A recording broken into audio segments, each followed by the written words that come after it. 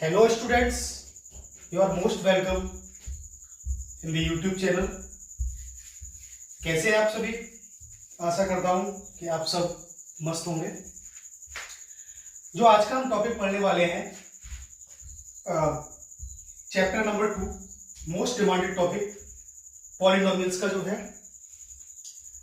तो बने रहिए अंत तक वीडियो के साथ और आपको ये चैप्टर बहुत अच्छे से समझ आएगा जो पॉलिनोमियल्स का है।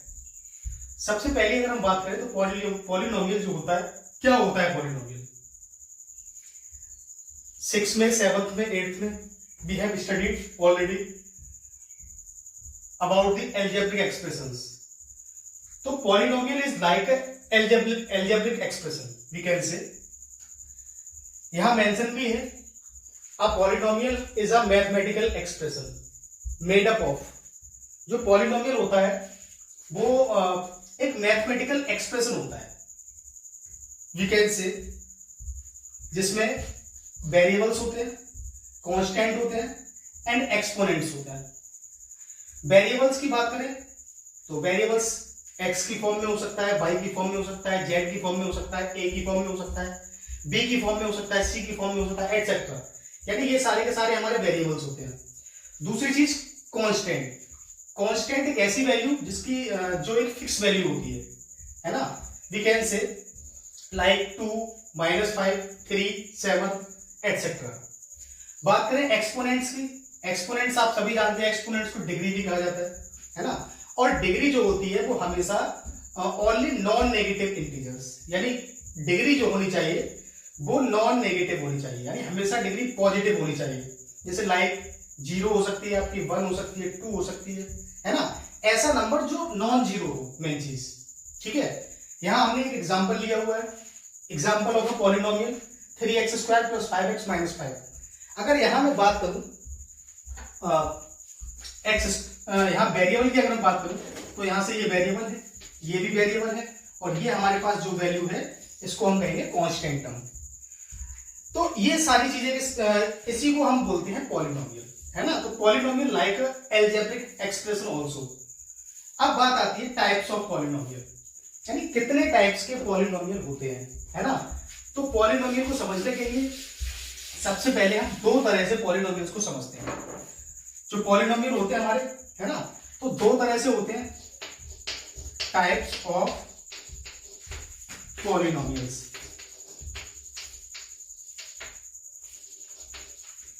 टाइप्स ऑफ पॉलिनोमियल्स की बात करें तो हम दो तरह से समझते हैं। एक समझते हैं डिग्री के हिसाब से और एक समझते हैं टर्म्स के हिसाब से। डिग्री और टर्म्स दो तरह से हम पॉलिनोमियल को समझते हैं। किस तरह से?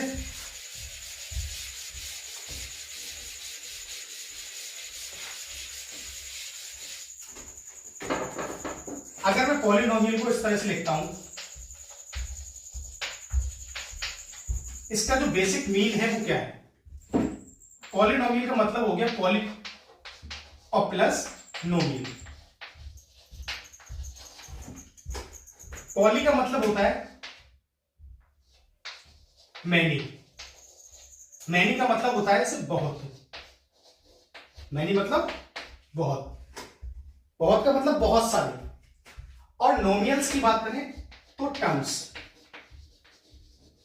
नोमियल्स मतलब टर्म्स।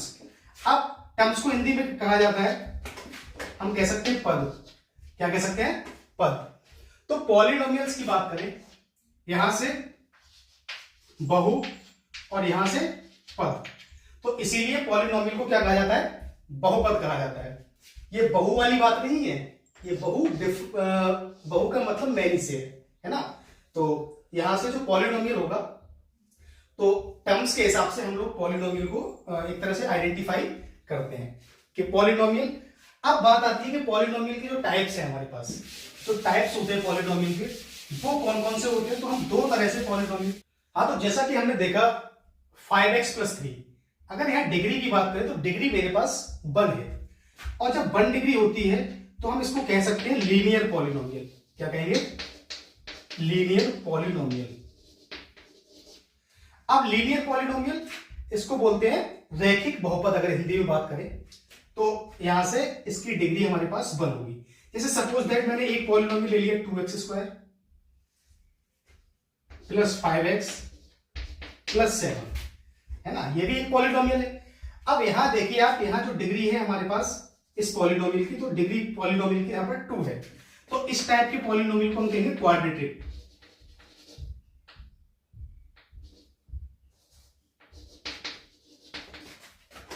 Quadratic polynomial. इसी तरह से हमारे पास, जैसे मान लीजिए मैंने ले लिया 6x की power 3 plus 5x² plus 7x plus 8। अब यहां से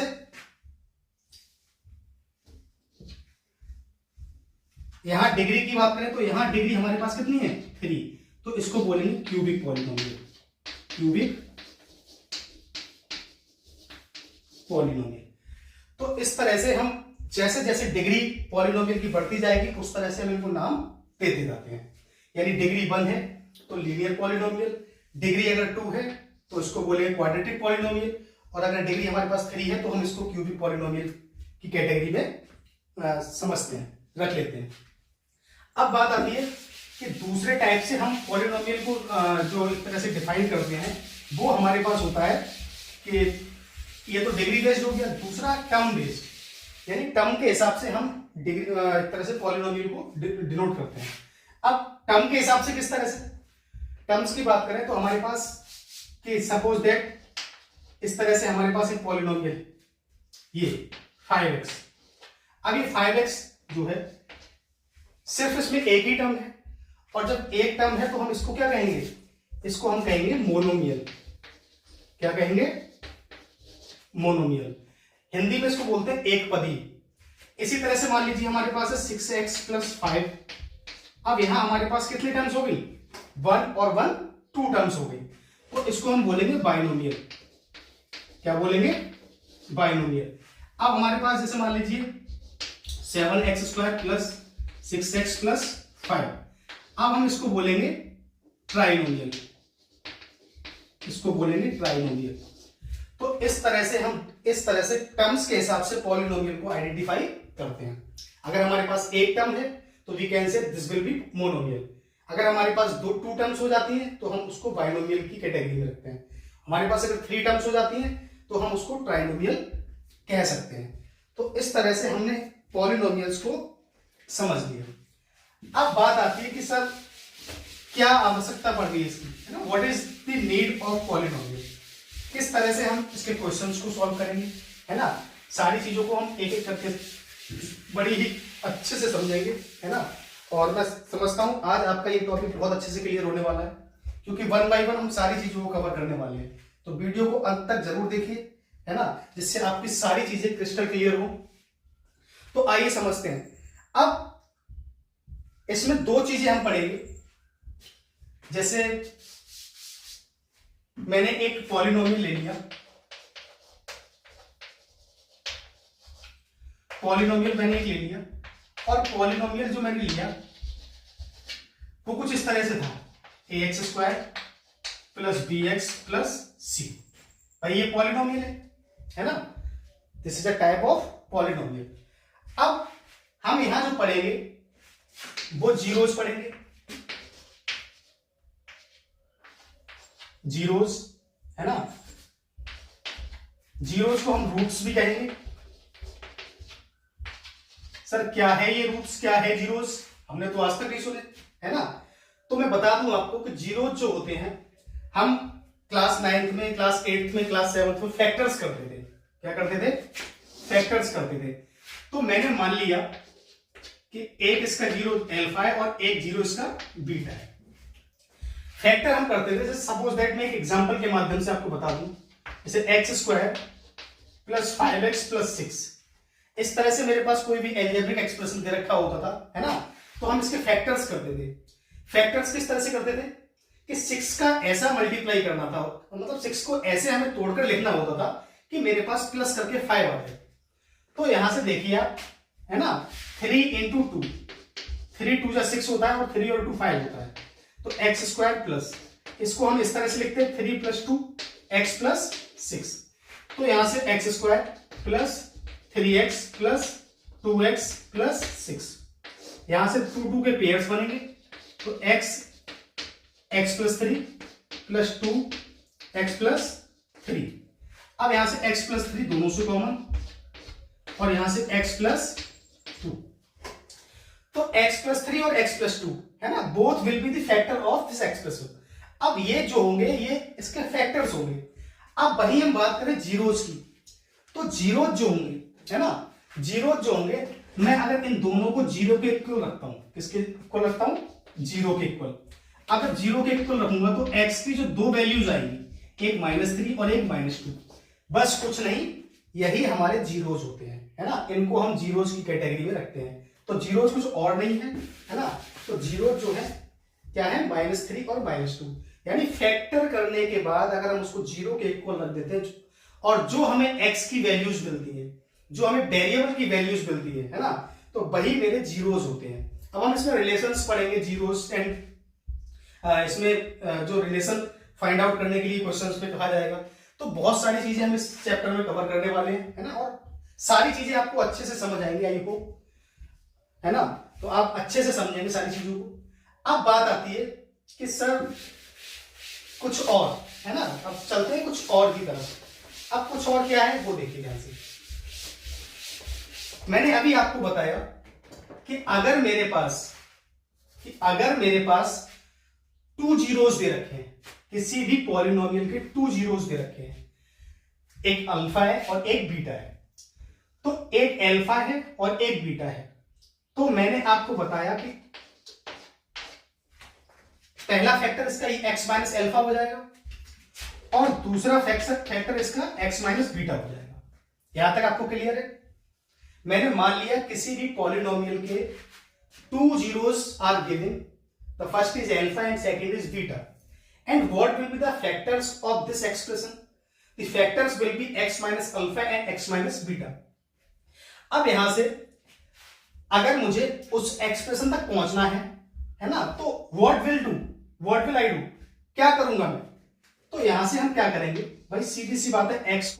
अब यहां से हमें क्या करना है, हमारे पास मैंने सपोज कर लिया कोई भी एक एक्सप्रेशन है, उसके 2 रूट्स मेरे पास गिवन है, 2 zeros are given, the first is alpha and second is beta. तो मैंने क्या करना है भाई, सीधी सी बात है, मैंने अभी आपको बताया कि जब हमारे पास 2 zeros दे रखे हैं, एक अल्फा है और एक बीटा है, तो अगर मैं अलजेब्रिक एक्सप्रेशन तक पहुंचना चाहूं तो मैं क्या करूंगा? तो मैंने आपको बताया कि भाई इस तरह से पहला फैक्टर इसका रहा होगा और इस तरह से ये सेकंड फैक्टर रहा होगा, है ना। मैं एक कांस्टेंट टर्म ले लेता हूं, यहां से कांस्टेंट ले लेता हूं, और ये जो टर्म आएगी, ठीक है, देखते हैं क्या आ रही है। तो यहां से k, तो यहां से एक्स स्क्वायर माइनस, इन दोनों को अगर मैं मल्टीप्लाई करता हूं तो मिलेगा अल्फा प्लस बीटा, और यहां से x और माइनस प्लस और अल्फा बीटा। मैंने सिंपल कुछ नहीं किया, इन दोनों की मल्टीप्लाई आपस में कर दी। अब यहां से मिलेगा k x square minus k alpha plus beta, और यहां से x और प्लस में k अल्फा बीटा। ठीक है, इस तरह से मुझे ये चीजें देखने को यहां से मिलेगी। अब यहां से अगर हम बात करें, इसको मैं कंपेयर करा देता हूं, a x square plus b x और प्लस सी, है ना। इससे मैं इसको कंपेयर जब कराएंगे, ठीक है, तो जब कंपेयर कराएंगे,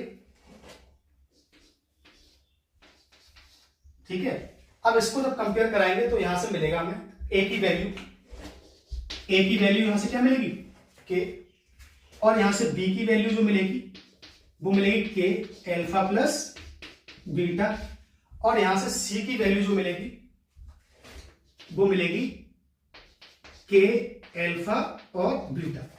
मैं समझता हूं ये चीजें आपको समझ आ रही होगी कि ए की वैल्यू के हो जाएगी, क्योंकि एक्स स्क्वायर से एक्स स्क्वायर का जो एक्स स्क्वायर को हम कंपेयर करेंगे तो एक्स स्क्वायर से एक्स स्क्वायर कैंसिल, तो के की वैल्यू यहां से ए मिलेगी, बी की वैल्यू यहां से मिलेगी माइनस में के अल्फा प्लस बीटा, और सी की वैल्यू यहां से के अल्फा बीटा मिलेगी।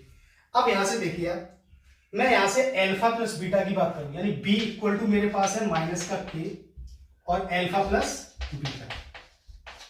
अब यहां से k की जगह पर मैं अगर पुट कर दूं ए, यानी बी इक्वल टू हो जाएगा यहां से माइनस का ए एल्फा प्लस बीटा। अब यहां से alpha plus beta is equal to हो जाएगा बी अपॉन ए। कहने का मतलब अभी आपको समझ आएगा, एल्फा प्लस बीटा हमने फाइंड आउट कर लिया कि माइनस बी अपॉन ए होता है। इसी तरह से हम बात करें के एल्फा बीटा बराबर के एल्फा बीटा, के एल्फा बीटा ये किसके बराबर है? ये सी के बराबर है। तो यहां से के तो मैंने ऐसे लिखा, के की वैल्यू मैं रख देता हूं ए इंटू में एल्फा बीटा और बराबर होगा ये सी के। तो यहां से एल्फा बीटा इक्वल टू आ जाएगा सी अपॉन ए। अब यहां से देखिए आप, दो चीजें यहां से क्लियर हुई आपको, टू चीजें यहां से निकल कर आई।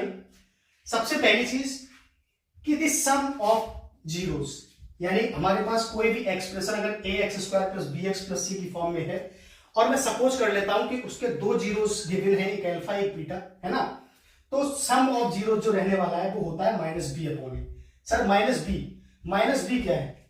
माइनस बी की अगर हम बात करें तो माइनस बी जो है, जो बी है वो क्या है, हम इसको ये भी कह सकते हैं, बी की जगह पर हम क्या कर सकते हैं, बी जो है वो एक्स का कोफिशिएंट होगा, है ना, तो माइनस इसको हम कहेंगे कोफिशिएंट ऑफ एक्स, इस तरह से अपॉन ए क्या है, a will be the coefficient